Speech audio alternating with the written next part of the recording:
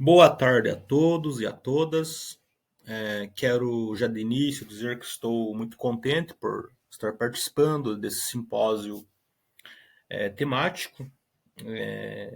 Vi que as apresentações, os temas abordados são bastante pertinentes e também quero aí estar contribuindo de alguma forma para este ST. Antes de mais nada, eu sou o professor, eu sou o Jefferson, né? Sou mestre em História pela Unicentro e atualmente sou doutorando em História pela Universidade Estadual de Maringá. O meu tema especificamente é o estudo do Partido dos Trabalhadores na cidade de São João do Triunfo.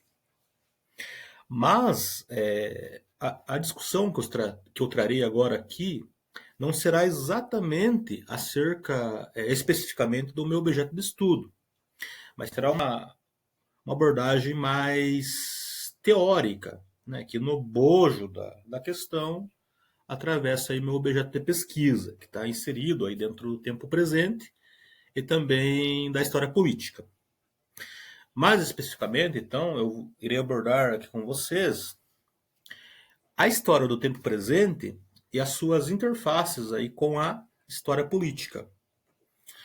Então, antes de mais nada, vamos pontuar aqui um pouco essa relação entre a política e a história. Então, a política ela é um elemento intrínseco à história desde a Grécia Antiga. Então, desde lá do começo, a política sempre teve conectada com a história, né? Mas no século XIX, e em específico com o historicismo, ali de von Ranke, na Alemanha, teremos uma história que será, de modo geral, a história política, né? Então, é o momento que se produz uma história política, né? É o que nós chamamos, que vai ser chamado mais tarde, vai ser denominado assim, né, de história tradicional. Essa história tradicional aí será bastante criticada pela escola da análise. Então, a escola dos análises aí no século XX, desde o seu início, fará duras críticas à história política, e não sem razão, né? E meio que vai excluir a história política do debate historiográfico. E por que essa crítica? A crítica era porque a história política tradicional ela se prendeu muito a questões ligadas ao Estado e aquelas grandes personagens ali políticas. Então, se excluía a vasta parte dos envolvidos na história, na política. Então, era um problema realmente, né? Fora outras questões aí que eles pontuarão. Então, a crítica era correta, né? Mas devido a isso, a história política foi sendo cada vez mais sendo excluída da discussão. Claro que de alguma forma ela estava ali, na própria escola dos análises. Mas será mesmo na década de 70 que ela retornará aí como com o nome, com a alcunha aí de nova história política. Essa nova história política aí que será liderada, sobretudo, por Remond, né? Depois de um longo hiato aí da produção da história política, né? Teremos então esse emergir novamente da história política. Então temos aí na década de 70, então as produções de René Raymond e também de Serge Bernstein. Outros também, mas sobretudo esses dois darão aí mais ou menos as coordenadas por onde irá se desdobrando aí o que chamamos de história política, nova história política. Esses autores franceses, eles vão produzir essa nova história política a partir de um diálogo interdisciplinar. Então vejam, essa nova história política, ela volta, mas não é um déjà vu histórico, né, no sentido de uma repetição, mas ela vem renovada, né? Ela ganha assim um outro corpo a partir aí de um diálogo muito grande com várias ciências, assim como a ciência política, né, que dará aí a nova história política diversos elementos, e um deles que é muito caro, que vem ali de Gabriel Almonde e Sidney Verba, que é a categoria de cultura política. Então, a cultura política vai ser uma categoria muito importante e continua sendo uma categoria muito importante para as análises da nova história política. Claro, né, que é feito todo um processo crítico, né, da leitura e da utilização da obra, né, produzida por Gabriel Amonde e também o Sidney Verba, né, porque tem diversos problemas ali, que agora, nesse momento, não cabe, a apresentação muito curta, não cabe adentrar nesses pontos. E também temos a filosofia, com as contribuições, sobretudo, não só ele, mas sobretudo de Michel Foucault, que vai ser utilizado, instrumentalizado pela história política na abordagem, sobretudo, do poder, né? Se utilizando da concepção da categoria de poder em Foucault. Então será muito importante isso. Tá? Da sociologia e também da filosofia, novamente, teremos a utilização de muitas concepções, muitos conceitos, categorias, que vêm de Gramsci, né, por exemplo, Pierre Bourdieu, Althusser, e poderíamos ainda colocar outros, né, aqui. Mas, sobretudo, esses três, né, que trarão aí, né, a concepção de hegemonia, por exemplo, do Gramsci, será bastante operada aí dentro da história política. As concepções de Pierre Bourdieu, né, campos, hábitos e diversos pontos fundamentais de Pierre Bourdieu para análise, né, dos objetos que são atravessados de alguma forma pela política. E também as concepções de ideologia, sobretudo de Althusser, mas poderíamos também pontuar sobre o Thompson, com a sua concepção ali da experiência. Tudo isso será apropriado, né, será objeto de apropriação da história política. Então vejam, é um campo historiográfico bastante interdisciplinar. Né? Então é mais ou menos isso que seria a história política atual. Tá? Em relação à história do tempo presente, né, para nós fazermos essa conexão, devemos salientar também que ela surge na década de 70, né, ali especificamente com a fundação do Instituto do Tempo Presente, né, por Derrida. Né. A história do tempo presente, ela meio que ela adentra como uma parte, digamos assim, do que chamamos de história contemporânea. Né. Então, a história do presente seria uma questão muito mais específica dentro da história contemporânea. Henri Rousseau ele vai delimitar aí, então, a chamada da história do tempo presente, né, a partir da última catástrofe ou do grande acontecimento de ruptura.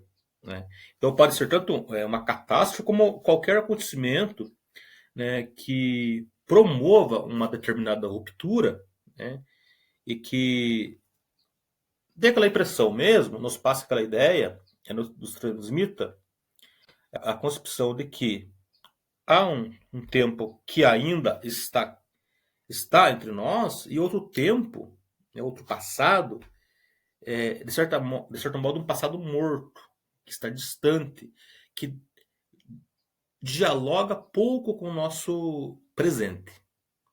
Então a história do tempo presente seria, né,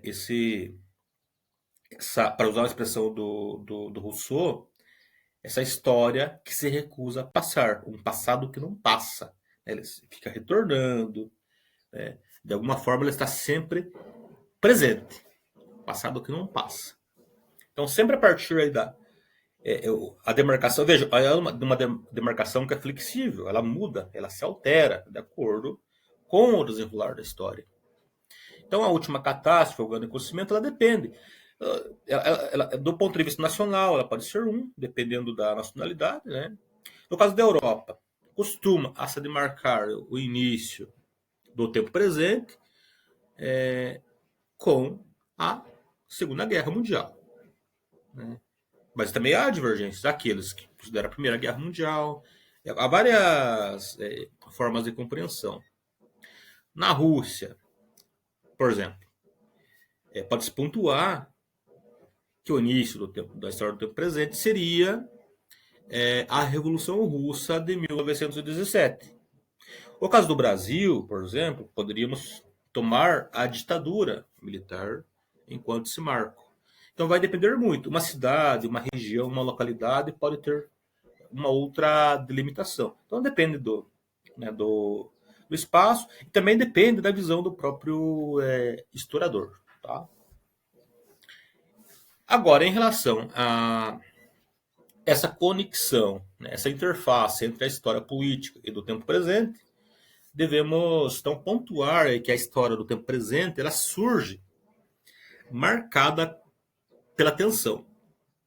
Uma grande tensão aí entre a história e a memória. Também entre a experiência e o conhecimento sistematizado.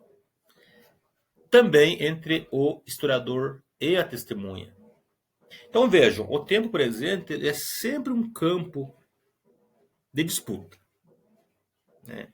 Em específico de disputa política.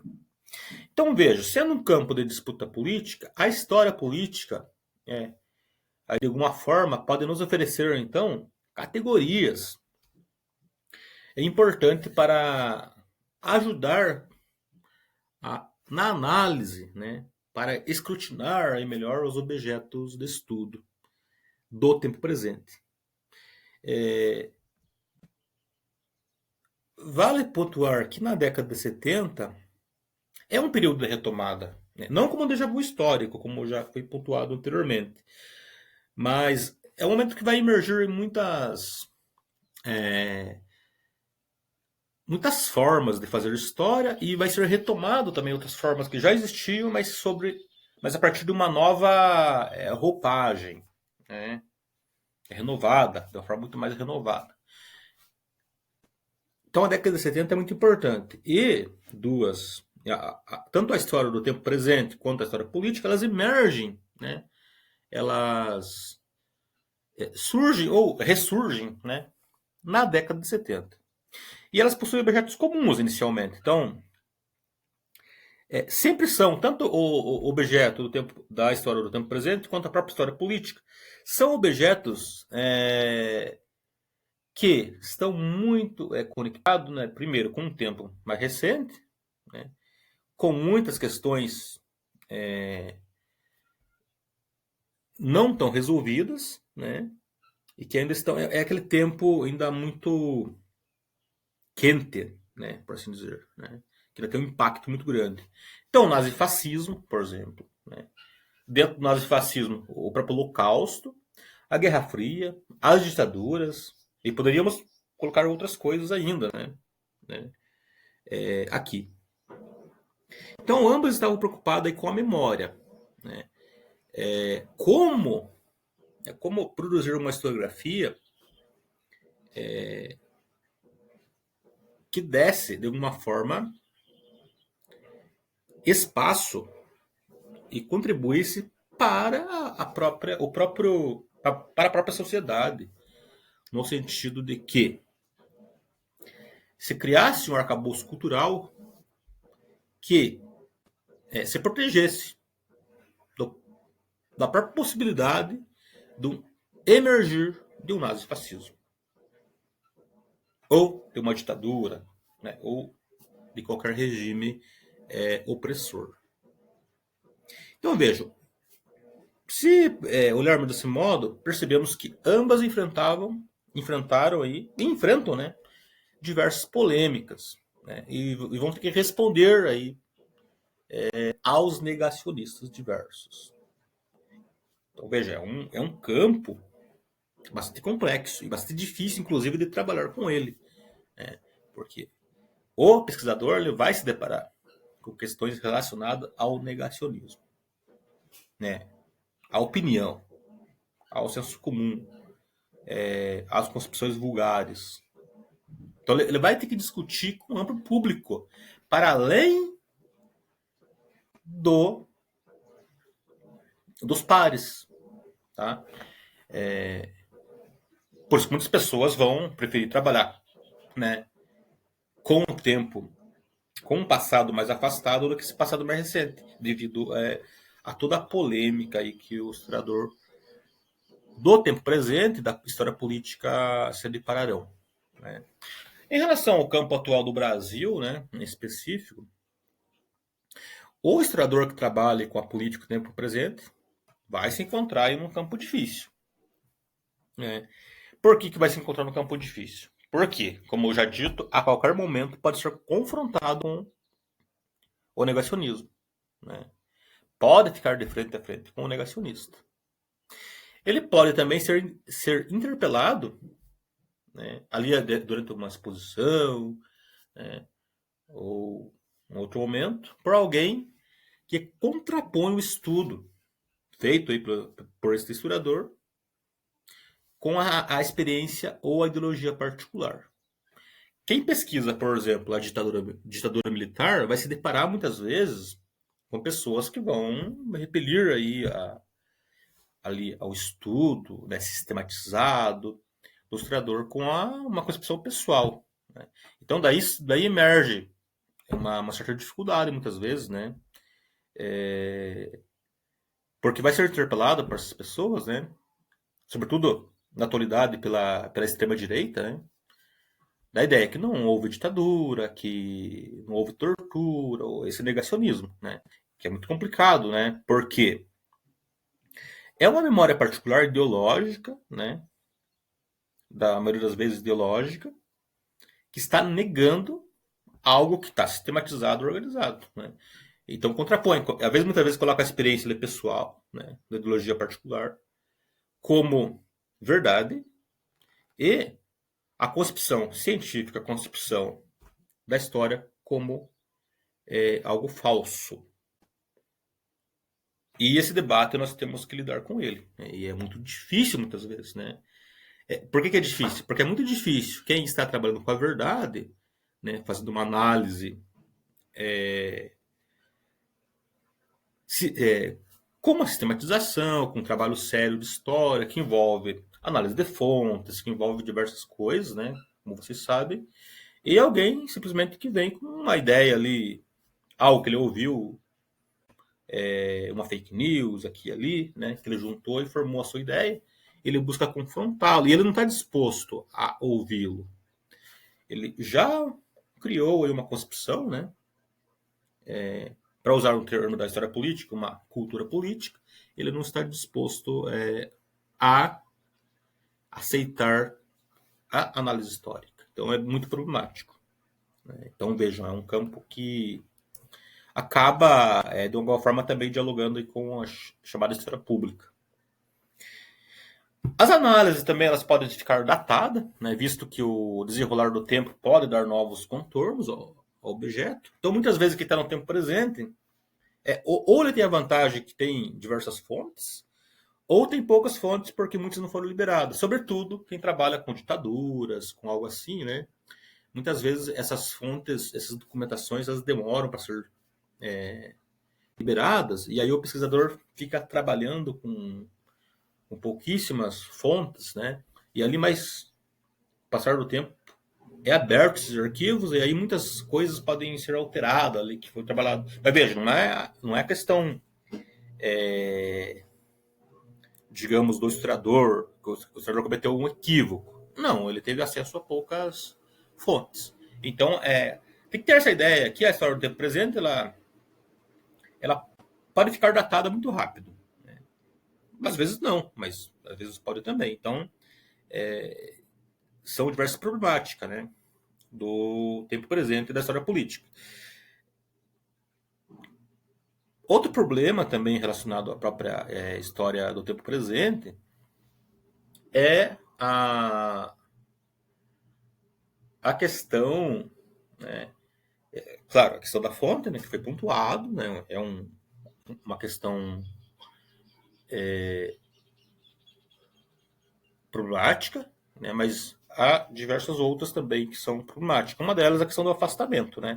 Então, a história ainda, claro, né, passou muito tempo, mas a história não superou tanto ainda assim essa ideia do afastamento. Então, o historiador vai ter muitas críticas dentro do próprio campo de outros historiadores que vão fazer a crítica falando que não há como trabalhar com um objeto que está tão próximo do pesquisador. Né? Na minha opinião, né? Na minha concepção, é totalmente possível. Mas essa crítica ela vai existir. Então, é uma crítica, a meu ver, ultrapassada até, mas ela existe. Tá? Então, quem trabalha vai ter que lidar com isso. Pois bem, então a gente pode dizer aqui que tanto a história do tempo presente quanto a história política, né, e elas relacionadas, elas enfrentam aí diversos problemas, né? Tantos problemas que muitas vezes será apontada, isso sobretudo por pares, inclusive, né, como uma história que é cientificamente impossível, né? E aí ele traz a discussão da objetividade, né, seria muito subjetiva, a história do tempo presente, e vários pontos. Mas aqui, então, eu trago uma citação do Rousseau, né, que está na última catástrofe, para encerrar aqui, onde ele pontua o seguinte, né, que eu acho muito interessante essa forma que ele postula aqui, que ele diz o seguinte: estamos diante de uma história contemporânea declarada. Né, ele tá falando aqui especificamente da história do tempo presente, tá? Né, que está aqui dentro da história contemporânea, né? Tem história instantânea também e tal. Então estamos diante de uma história contemporânea declarada, por alguns, como cientificamente impossível. Mas, por outro lado, estamos diante de uma história civicamente necessária. Então vejam, tá, é difícil de produzir história do presente? É difícil, é complexo, né? É complicado, está envolvido em diversas polêmicas. Né? Não tanto por quem faz história, mas ela é polemizada por pessoas exteriores, né? Então é difícil de trabalhar com a história contemporânea, especificamente com a história do tempo presente, também a história política. Mas por que ela é civicamente necessária?